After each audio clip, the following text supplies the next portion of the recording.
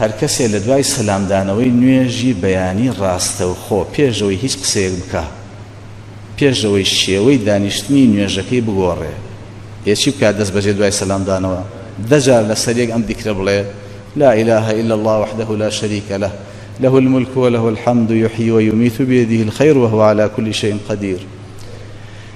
كتب الله له 10 حسنات موجبات. خدا دچاكي زور تايبتي توكمي گرنجي بوم سوگركا ومحى عنه 10 سيئات موبقات. خدا دگناهي گوري بود سريته ورفع له 10 درجات. وخواي گورا دپلي برز يكاتوا. وكان له بعدل 10 رقاب مؤمنات.